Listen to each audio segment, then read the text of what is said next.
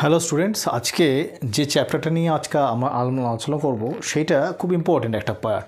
সেটা হচ্ছে বায়োকেমিস্ট্রির আজকে সেকশন ওয়াইজ আমরা লেকচার নাম্বার 5 এবং পিএইচ নিয়ে আলোচনা করব। এবং পিএইচটা যেহেতু আমাদের ওয়াটার আগের চ্যাপ্টারটার সাথে রিলেটেড, সেহেতু এখানে আমি কমপ্লিট করব। তো ওয়াটারের ক্ষেত্রে আমরা দেখেছি যে পিওর ওয়াটার সাধারণত কী স্টেটে থাকে। আমরা দেখেছি সবসময় যে পিওর ওয়াটার একদম এর পিএইচ লেভেল আমরা শুনে এসেছি যে pH is equal to 7। Why pure water holding the pH as a 7। তো এই চ্যাপ্টারে কোন কোন সেকশন আমরা আলোচনা করব একটু জেনে নিই। Introduction, importance in biology, understanding the pH scale, pH derivation, তারপর হচ্ছে অ্যাসিড বেস নিউট্রাল সলিউশন, তারপরে হচ্ছে buffer in pH maintenance, real life applications that is measurement, এবং লাস্ট অফ অল সামারি। তো এটা আমি যতটা পারবো আমি শর্টে করার চেষ্টা করি, যেহেতু এই চ্যাপ্টারটা অনেকটা বড়, সেহেতু আমাকে একটু সামারি করে করতে হবে। তো ফার্স্টে চলে আসি। আন্ডার ওয়াটার আমরা দেখি সাধারণত যে ওয়াটারে পিএইচকে আমরা ডিফাইন করতে চাই কীভাবে। পিএইচ সাধারণত আমরা পড়ে এসেছি pH is equal two minus log of active H plus ion. এটা আমরা ছোটোবেলা থেকে পড়ে এসেছি, তাই তো।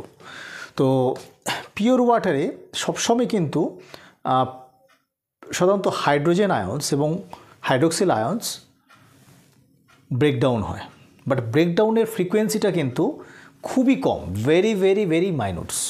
কত ফ্র্যাকশানে হয়?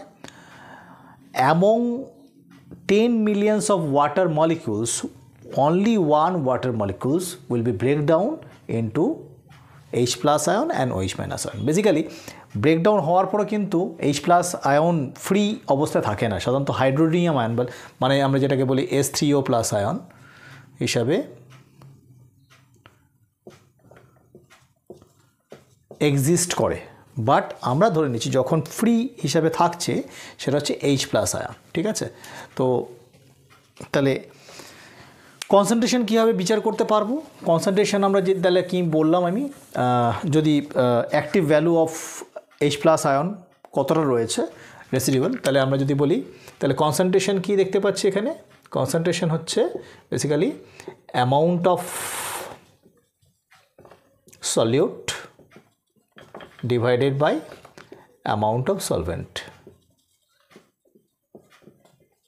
বেসিক তাহলে অ্যামাউন্ট কতটা সলিউট 1, একটাই H প্লাস আয়ন ভেঙেছে কতগুলো ওয়াটার মলিকিউলস থেকে, কতগুলোর ভিতর বেসিক্যালি একটা হচ্ছে 10 millions, সংখ্যাটা হচ্ছে 10 millions অফ ওয়াটার মলিকিউলস।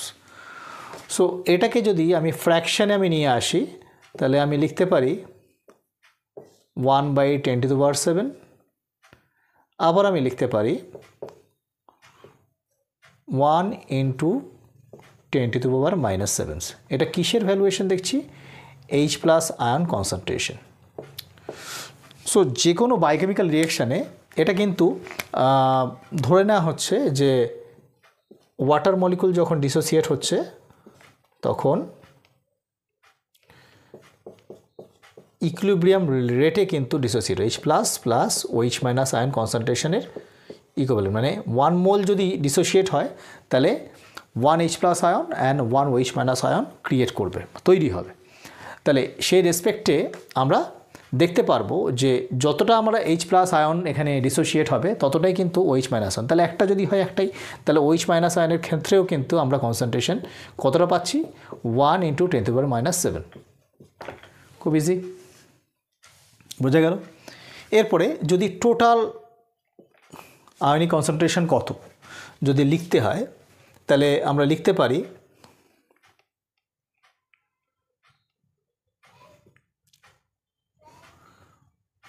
এটা যোগ করে দিই। যোগ করলে কত হবে? সিম্পল 1 × 10⁻⁻1 তো এখানে ভ্যালুয়েশন নেই, 10⁻14 আমি এটা পাচ্ছি বেসিক্যালি টোটাল H2O কনসেন্ট্রেশন। এটাকে অবশ্য থার্ড ব্র্যাকেটের ভিতর দিতে হবে, নাহলে হবে না।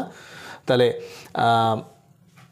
ইকুইলিব্রিয়াম কনস্ট্যান্ট অ্যানাদার টার্ম যেটা ডিগনিফাই করছে যে পার্টিকুলার কনস্ট্যান্ট রেটে H প্লাস আয়ন এবং OH মাইনাস আয়ন তৈরি হচ্ছে এবং সেটা ডিসোসিয়েট হচ্ছে এবং অ্যাসোসিয়েট হচ্ছে, মানে তৈরি হচ্ছে, ভাঙছে এবং গড়ছে, সেটা একটা কনস্ট্যান্ট লেভেলে ফ্লো ইকুয়াল হচ্ছে।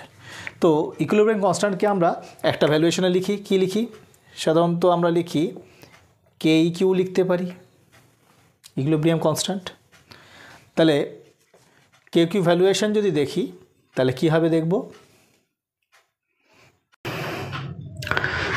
তাহলে এখানে আমি ইকুইলিব্রিয়াম কনস্ট্যান্টকে এখানে যদি রাখি, আমি এখানে ছোটো করে লিখছি H2O প্লাসের কনসেন্ট্রেশন, এখানে H plus ion concentration plus OH minus concentration, যেটা আমি অলরেডি পেয়ে গেছি, কত 1 × 10⁻14 ভ্যালু। তাহলে এই ইকুইলিব্রিয়াম কনস্ট্যান্টকে আবার কেসি ভ্যালু দিয়েও লেখা যেতে পারে। তাহলে কেসি ইজ ইকুয়াল টু 10⁻14 পেয়ে যাচ্ছি।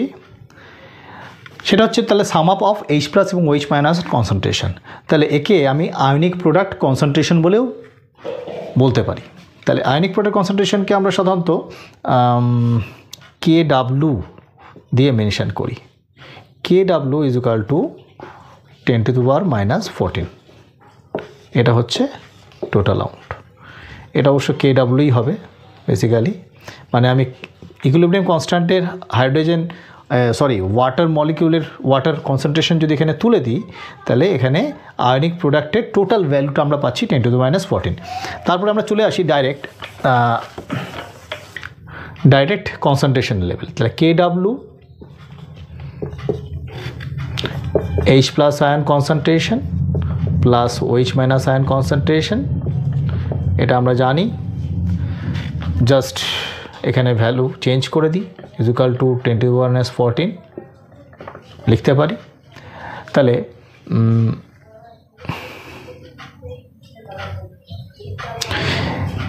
এই ভ্যালুটাকে আমরা কোএফিশিয়েন্ট ভ্যালুতে যদি কনভার্ট করি, তাহলে লগ যদি নিয়ে আসি, তাহলে লগ কী হবে? বেসিক্যালি লগ কী হবে? মাইনাস লগ অফ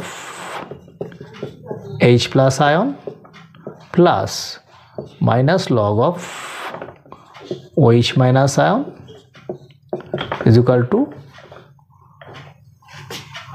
কী হবে? -14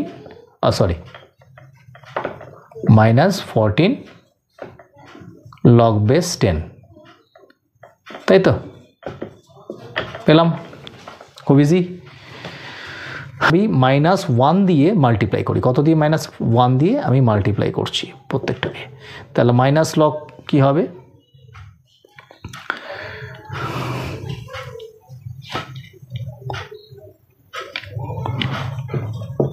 log H plus log OH minus is equal two minus plus 14 log 10, log base 10 মানে হচ্ছে 1 ইজ ইকুয়াল টু 14। তাহলে এটা কি বললাম? মাইনাস লগ ভ্যালু অফ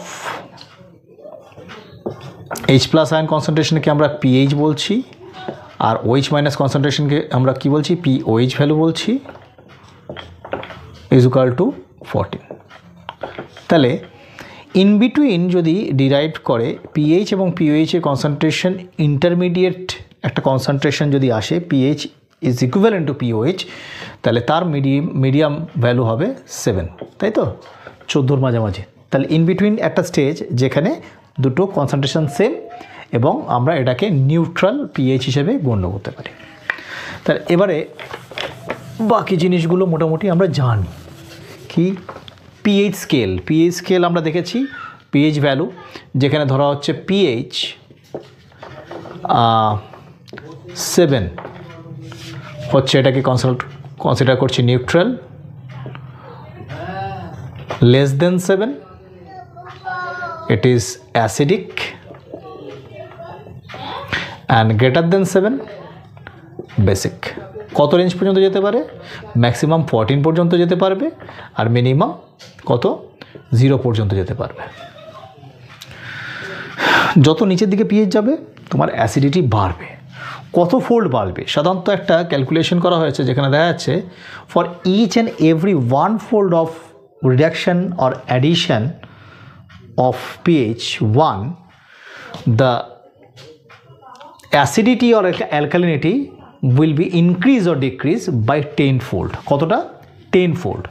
মানে আমরা যদি তিনটে সলিউশন নিই, তিনটে acidic solution A, B, C আর তিনটে বেসিক সলিউশন PQR, তাহলে এটা তো 3, 4, 5, 7 না 8, 9, 10, এটা তো বেসিক, এটা অ্যাসিডিক। তাহলে একে অপরের থেকে কত গুণ অ্যাসিডিক হবে?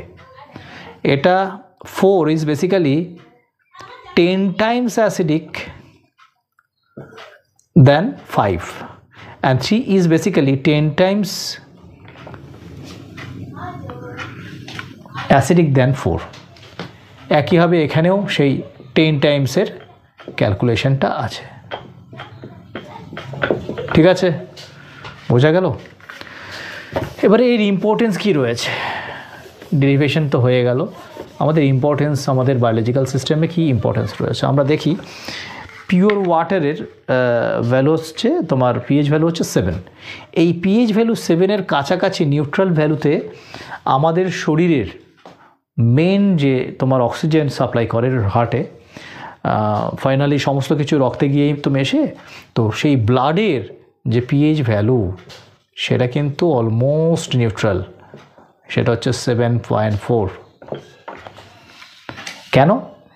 এটা যদি হাইলি অ্যাসিডিক হয় তাহলে সার্টেন ব্লাডের লেভেলে অ্যাসিডিটি বেড়ে যাবে। অ্যালকালাইন যদি হয়, খুব যদি মানে স্লাইটলি এটা অ্যালকালাইন স্টেজে রয়েছে, এটা খুব অ্যালকালাইন নয় বা খুব অ্যাসিডিক নয়। তো সেই জন্য blood is trying to neutralize all the nutrients it's absorbed through the intestine. ইন্টেস্টাইনের মাধ্যমে যে নিউট্রিয়েন্ট অ্যাবজর্ব হয় সেটা ব্লাড স্ট্রিমে তো মেশে, তো সেখানে ওটা ট্রাই করে এটাকে নিউট্রালাইজ করে 7.4 pH মেনটেন করা, এবং that's why blood is a very good buffer system we can say. বোঝা গেল? আর কি আছে? মিল্কের কাউ মিল্ক কিন্তু সাইটলি অ্যাসিডিক, এটা নিয়ার অ্যাবাউট 6.5 অ্যাসিডিক হয়। এক্সট্রিম অ্যাসিডিক, এক্সট্রিম অ্যালকালাইন কি কেমিক্যালস রয়েছে? এক্সট্রিম অ্যাসিডিক যদি 14-এর কাছাকাছি আমি বলি, তাহলে 1 মোলার NaOH সলিউশনের পিএইচ হচ্ছে 14। একইভাবে জিরোর ভ্যালুয়েশন আমরা পাচ্ছি 4% HCl। HCl 4% মনে হয় আমার, যত সম্ভব 4%ই মনে হচ্ছে, না সরি 96% পিওর HCl যদি আমরা ইউজ করি তাহলে সেটা হচ্ছে অ্যাসিডিক। তো আমাদের গাট ইন্টেস্টাইনে, গাটের ভিতরে যে HCl রয়েছে সেটা সেই জন্য সে যে কোনো ধরনের প্রোটিনেশিয়াস সাবস্টেন্স বলো, কার্বোহাইড্রেট, নিউট্রিয়েন্ট যা আমরা খাচ্ছি ফুডস, সেগুলোকে ডাইরেক্টলি ডিগ্রেড করে দিতে পারছে, ব্রেকডাউন করতে পারছে হাইলি অ্যাসিডিক হওয়ার জন্য। হ্যাঁ, আর কি হবে? অ্যাসিড বেস নিউট্রাল সলিউশন হয়ে গেল, কাকে আমরা বলছি বাফার ইন পিএইচ মেনটেন্স। আমি বাফারের কথা বললাম। So buffer is a particular one type of week acid, it is solution of week acid or week base বলতে পারি। সেটা সাধারণত কী করে, কোনো একটা সলিউশনের যে পিএইচ সেটা সাপোজ আমি ধরে নিলাম 8.2, আমি যদি বাফার অ্যাড করি বাইরে থেকে, বাফার আমি অ্যাড করলাম, সো বায়োকেমিক্যাল রিয়াকশন করার সময় বাফার কি করবে, it's always try to make the pH near about 8.2, it may be increase by 8.3 or 8.4 বা 8.1, বাট ইটস ক্লোজ টু 8.2। তো বাফার কি করে, এটাকে এই স্টেজে নিয়ে রাখে। কীভাবে এটাকে সামঞ্জস্য রাখে তার একটা বায়োকেমিক্যাল রিয়াকশানের মাধ্যমে আমি বাফার সেকশানে বুঝিয়ে দেবো তোমাদের। নেক্সট চলে আসছে রিয়েল লাইফ অ্যাপ্লিকেশানস। মেজারমেন্টটা খুব আচ্ছা, মেজারমেন্টের একটা শর্ট বলি। মেজারমেন্ট আমরা সাধারণত কীভাবে আগেকার দিনে যেভাবে করা হতো, আমরা ছোটোবেলায় ইউজ করেছি, সেটা হচ্ছে স্কুল লাইফে। এটা হচ্ছে পিএইচ স্ট্রিপ সাধারণত একটা পার্টিকুলার অরেঞ্জ কালারের হয় এবং তার গায়ে কি থাকে, ওই পার্টিকুলার কিটসের একাধিক কালার থাকে, বিভিন্ন কালার, এরা বিভিন্ন কালার থাকছে, কালার গ্রেড অনুযায়ী পিএইচ লেখা থাকে। এটা হয়তো সাপোজ 3, এটা হচ্ছে 5.2, 6, 7.5 এরকম দেওয়া থাকে আলাদা আলাদা। তো এই কালার অনুযায়ী পিএইচ স্ট্রিপটা কোনো একটা সলিউশনে যখন আমরা ডিপ করি তখন যতটুকু ডিপ হয় তার কালারটা এর সাথে ম্যাচ করায়, যার সাথে ম্যাচ করে যাবে। সাপোজ এটা ধরো ব্লু কালারের সাথে এখানে ম্যাচ করছে, ব্লু কালার, এটার পিএইচ এখানে লেখা আছে 8.2, তাহলে পিএইচ ইজ নিয়ার অ্যাবাউট 8.2। তো but it is not exactly measuring the pH of the solution, এটা অ্যাকুরেট নয়। আর কিছু কিছু সলিউশন আছে যারা কালার চেঞ্জ করে, মানে অ্যাসিডিক সলিউশনে দিলে একটা কালার এবং বাফার সলিউশনে বেসিক সলিউশনে দিলে আলাদা কালার। যেরকম কিছু কিছু এক্সাম্পল তোমরা পড়েছো, ব্রোমোফেনল ব্লু আমরা শুনেছি, সাধারণত অ্যাসিডিক কন্ডিশনে এটা ব্লু কালার দেয়। তারপরে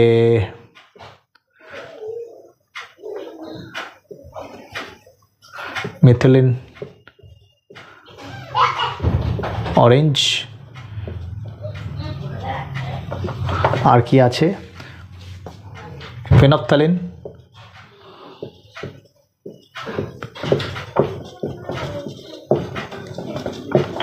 হতে পারে। এগুলো আমরা ছোটোবেলায় শুনেছি। এইগুলো অ্যাসিডিক কন্ডিশনে আলাদা কালার এবং এটা একটা পার্টিকুলার চার্ট রয়েছে, এগুলো আমরা আগে ইউজ করতাম। বাট এখন কনসেপ্ট চেঞ্জ হয়ে গেছে, এখন ইনস্ট্রুমেন্ট চলে আসছে। ইনস্ট্রুমেন্ট দু ধরনের আমরা দেখতে পাই, একটা হচ্ছে এটাকে পিএইচ স্ট্রিপ বলছি, এটা পিএইচ পেপারে ডিপ করে দেখা যায়। একটা হচ্ছে পিএইচ ইনস্ট্রুমেন্ট, এটা দুরকম হতে পারে। একটা হচ্ছে টেবিল টপ ইনস্ট্রুমেন্ট হয়, যেখানে তোমার একটা পার্টিকুলার ডিসপ্লে বোর্ড থাকে, সেখানে ডিসপ্লেতে তুমি ডিজিটাল ডিসপ্লেতে আমি পিএইচ দেখতে পারি এবং এখান থেকে একটা পার্টিকুলার নব দিয়ে স্পেসিফিক্যালি এখানে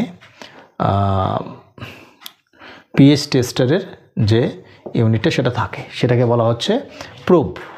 পিএইচ স্ট্যান্ড, এখানে পিএইচ প্রোব থাকে, এখানে সেন্সিটিভিটি মেজার করা হয়। যখন আমি সলিউশনে ডিপ করি তখন আমি কন্টিনিউয়াসলি সলিউশনটাকে আমাকে চেক করতে হবে যাতে পিএইচ চেঞ্জ কী হচ্ছে বোঝা যায়। এখানে পার্টিকুলার পিএইচ আচ্ছা, সবসময় বলি যে পিএইচ আমরা কিন্তু 25 ডিগ্রি সেন্টিগ্রেড টেম্পারেচারের মেজারমেন্টে আমরা দেখি। ওয়াটারের ক্ষেত্রেও তাই, পিওর ওয়াটারের পিএইচ 7 তখনই দেবে যদি টেম্পারেচার 25 হয়। টেম্পারেচার যদি বাড়ে পিএইচ ভ্যালুয়েশন কিন্তু চেঞ্জ হবে, বোঝা গেল? তো পিএইচ, এটাকে বলছি পিএইচ মিটার। ঠিক একইভাবে এখন মোবাইল পিএইচ পকেট টেস্টার চলে আসছে, পিএইচ টেস্টার চলে আসছে, যেটা ব্যাটারি চালিত। সেগুলো এরকম ছোট একটা সিস্টেম যার ওয়ান সাইড প্রোব থাকে, আমি এখানে ডিসপ্লে বোর্ড থাকবে বেসিক্যালি এরকম, এখানে ডিসপ্লে বোর্ড আর এখানে নিয়ে এখানে বাটন দেওয়া থাকবে আর এখানে প্রোবটা থাকবে, তুমি ডাইরেক্ট ডিপ করে দেখতে পারবে। তো মেজারমেন্টস হয়ে গেল, আমরা মেজারমেন্ট করি। পিএইচের ইম্পর্টেন্স খুব অনেক বেশি, কেননা পার্টিকুলার পিএইচের প্ল্যান্টের ক্ষেত্রে নিউট্রিয়েন্ট অ্যাবজর্পশনটাও কিন্তু ভ্যারি করে এবং সয়েল পিএইচটা সেই জন্য খুবই ইম্পর্টেন্ট। সয়েল পিএইচ যদি হাইলি অ্যাসিডিক হয়, মানে সাপোজ 3-4 এর কাছাকাছি যদি হয়, তাহলে কিন্তু সয়েলে ডিফারেন্ট টাইপস অফ ফাঙ্গাস বা ফানজাইয়ের পপুলেশন বেড়ে যায়। তো সেই জন্য পিএইচ আমাদেরকে টেস্ট করে প্রত্যেকটা ক্রপের স্পেসিফিক পিএইচে তাদের ক্রপ গ্রোথ ম্যাক্সিমাম হয়। তো সেইটা আমরা যদি জানি যে এত পিএইচই হয়, সেই পিএইচ আমাদের সয়েলে নিয়ে আসতে হবে। যদি অ্যাসিডিক হয় তাহলে কী করব, বাইরে থেকে আমরা জিপসাম অ্যাড করতে পারি অথবা চুনও অ্যাড করতে পারি, যেরকম চুনও অ্যাড করতে পারি। তো আর যদি অ্যালকালাইন হয় তাহলে আমরা কিছু অ্যাসিডিক সলিউশন অ্যাড করতে পারি। ঠিক আছে, তো এটা বেসিক জিনিস আমি তোমাদেরকে আজকে এই পার্টে বোঝালাম। তো আশা করি এই সেকশনে এই ইম্পর্টেন্সটা আমরা দেখলাম। কিছু কিছু জিনিস নিয়ে আলোচনা করলাম। যদি পিএইচ এর ক্যারেক্টারিস্টিক্স আসে তাহলে বলতে হবে negative log of active H+ ion concentration, pH at the temperature to 25 degrees centigrade, it will be standard 7 in case of pure water. pH is ranges from 0 to 14, যদি 0 থেকে 6.9 পর্যন্ত হয় এটা হচ্ছে অ্যাসিডিক কন্ডিশন, আর 7.1 থেকে 14 পর্যন্ত যদি হয় তাহলে বেসিক পিএইচ হয় সাধারণত। আর রিয়েল লাইফের কিছু এক্সাম্পলস আমি দিয়ে দিলাম, তাহলে ক্যারেক্টারিস্টিক্স বা যদি পিএইচের উপরে যদি শর্ট নোট দেয় আমরা লিখতে পারবো। থ্যাংক ইউ, আজকে এই পর্যন্ত থাক। নেক্সট চ্যাপ্টারে আমরা বায়োকেমিস্ট্রির নতুন একটা টপিক নিয়ে আলোচনা করব, বাফার নিয়ে আলোচনা করব।